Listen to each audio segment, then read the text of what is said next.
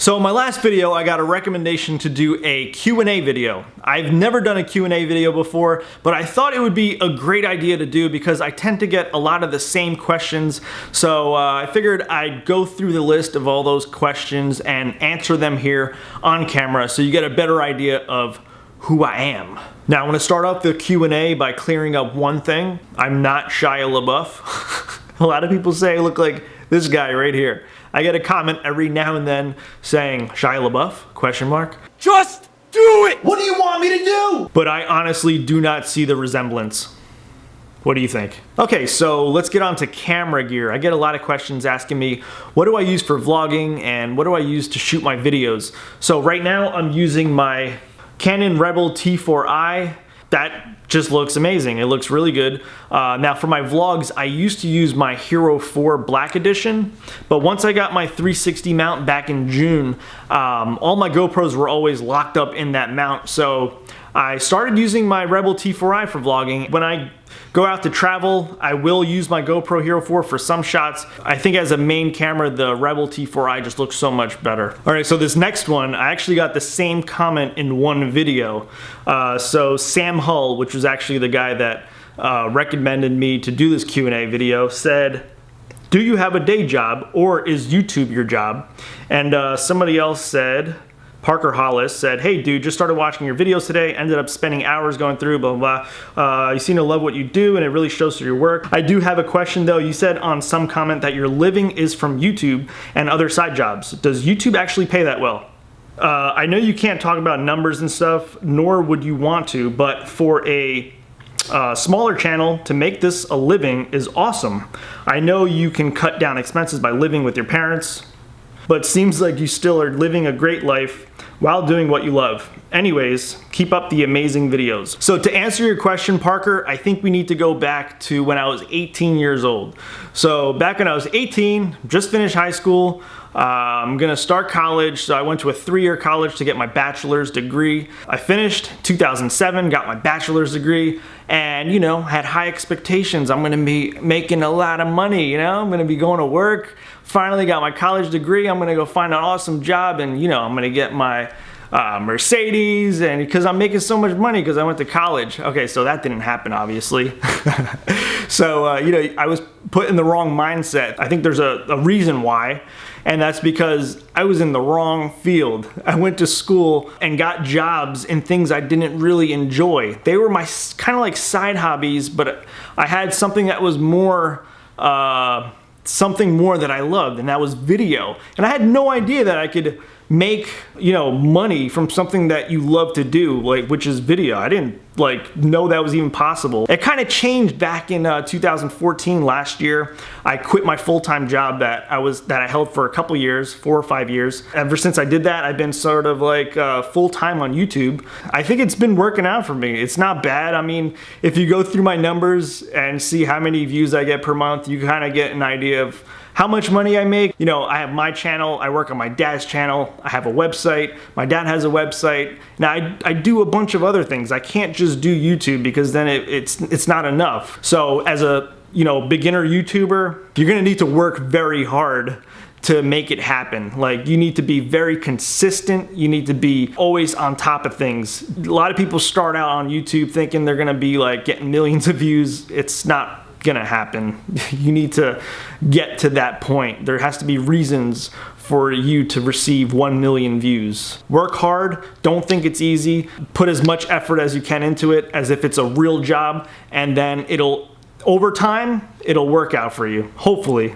So good luck to you, man. So this next question is by Larsen Tech, and he said, who inspired you to make your YouTube channel? So I think this question actually has 2 answers to it. So back in 2005, YouTube was created. A year later, I uploaded my first YouTube video. It's me getting a haircut in my parents' backyard by my dad. I used to have hair down to here, maybe even lower, and I just shaved it off. So even before YouTube was created, me and my friends would always put comedy skits together, short horror films, just random things, sort of like vlogs. I'd just film us playing basketball, riding our skateboards down the street, just having a good time. A few years later, 2001 or 2002, I got my first editing software, Adobe Premiere. Before that, we were editing straight off the camera tape, right on the camera. so hard to do. I tried doing more short horror films, comedy skits, and also what's called gym samplers, where we would go to the gym and put together like a cool little edit of us doing stupid things like flipping on a trampoline, flipping into the pit. I was just very into doing that, breakdancing. So this is still prior to YouTube. I still have tons of edits on my computer, my old hard drive of all that stuff. Maybe one day I'll release it. The funny thing happened in 2007, I did a parody of the SNL skit Dick in the Box, and I had no idea that it went viral. It actually got like over 700,000 views, and I didn't know until like a year later once I logged into my YouTube channel because I'd been off of it for a while. Happy birthday! I uploaded my first GoPro edit, and that was called Friday Night with a GoPro Hero 3 Black Edition. That was so much fun to shoot and edit, and it reminded me sort of like how I used to put my gym samplers together. So that got me back into making videos the way I used to. So that's where the big change kind of happened on my YouTube channel. So when I made those GoPro edits, I got a ton of questions from people asking me, how do you put these kind of videos together? I'm kind of confused. How do you do slow motion? How do you do this? How do you do that? So I figured, why not help people learn these techniques and, you know, help them make better GoPro edits? So that's when I started doing tutorials. I have a ton of GoPro related tutorials on my YouTube channel, and I really love making those because I loved helping people. So that sort of answers your question, Larson, of what inspired me to create a YouTube channel. Now, what inspired me to start vlogging is a little bit different. So when I made those videos, I didn't really talk in front of a camera because honestly, I was not confident enough to talk in front of a camera and have my voice out there because I just feel like nobody really cared. So who inspired me to actually create my vlogging videos are two YouTubers, and I'm sure a lot of you know who they are. Fun for Louie and Mr. Ben Brown. Before I even watch their vlogs, when I think of vlog, I just think of something sort of like this. You're sitting in front of the camera, talking about your day. I never thought of adding those extra cool edits to a vlog because it just makes it so much more entertaining.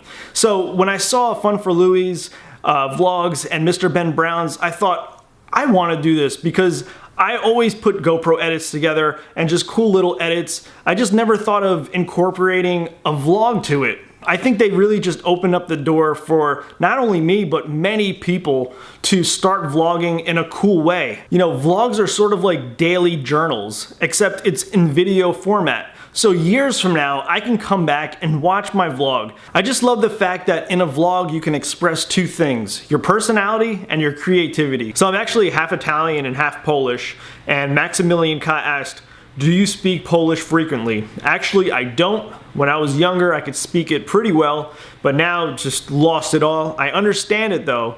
I could say a simple phrase like, Dzień dobry, dzisiaj robimy video na YouTube. Speaking of languages, Sebastian Carlson said I should say something in Swedish. He typed it out. Hey, jag heter Jeremy.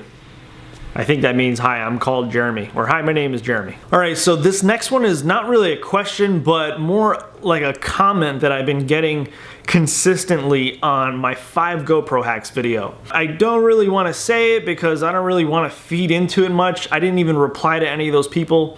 I let the comments be. If that's their opinion, that's their opinion. The comment was relating to me copying off of somebody bigger than me. So it kind of sucks for small YouTubers. If they do something, you know, it goes unnoticed, you know? And then if a big YouTuber does something with millions of subscribers, you know, they do something and then they're like praised, like, oh my God, that's amazing. And then when those same people go see the smaller YouTuber do something similar, it's like, you know, you copied him because, you know, he does it. So the main thing they were voicing their opinion on was me using a time lapse in my vlog.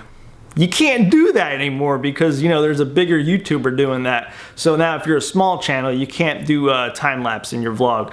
So anyway, back in December, I got my intervalometer and I was going to Mexico and Dominican Republic. You know, I brought my intervalometer to do some time lapses back in December and I put them in my vlog. So that's all I gotta say. So that's that. No disrespect to any YouTubers. The person that everybody's referring to, he's obviously very talented, knows what he's doing, and he's making great content. If you guys have any other questions, leave them down below. Maybe I can do another Q&A video. I know this is kind of like a long video, but since you're still here, thanks for watching, and I'll see you in my next video. Bye.